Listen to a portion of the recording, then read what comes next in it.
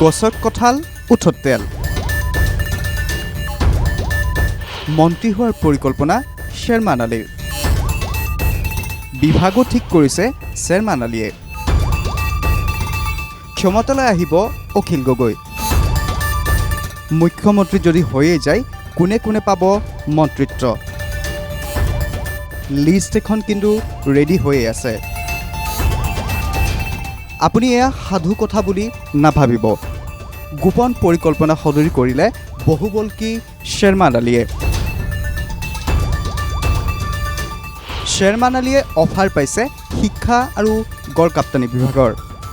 শ্বেৰমানে বিচাৰিছে জলসম্পদ আৰু ৰাজহ মোক 1 নম্বৰ লাগিব ওয়াটাৰ ৰিসোৰ্স নদীৰ কন্ট্ৰোলৰ কাৰণে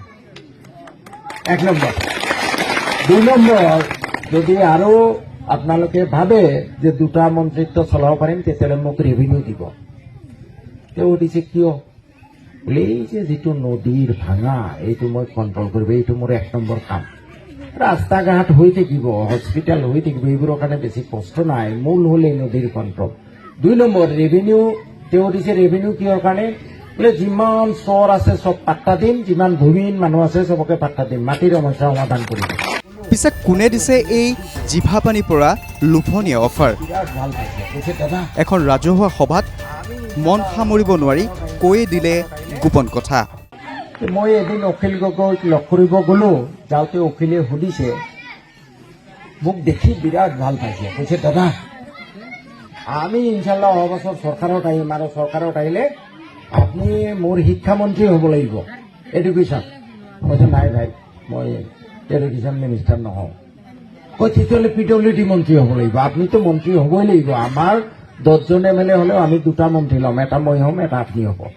অখিল গগৈয়ে হেনো এখন মন্ত্ৰীসভাৰ পৰিকল্পনা কৰিছে আৰু শ্বেৰমান আলীক আগতীয়াকৈ দিছে এই মন্ত্ৰিত্বৰ অফাৰ এতিয়া মাথো 26ৰ নিৰ্বাচনলৈহে অপেক্ষা কি হ'ব শ্বেৰমান আলীৰ ভৱিষ্যত সঁচাৰ্থত পাবনে মন্ত্ৰিত্ব সেয়াহে হ'ব পৰৱৰ্তী সময়ত লক্ষণীয়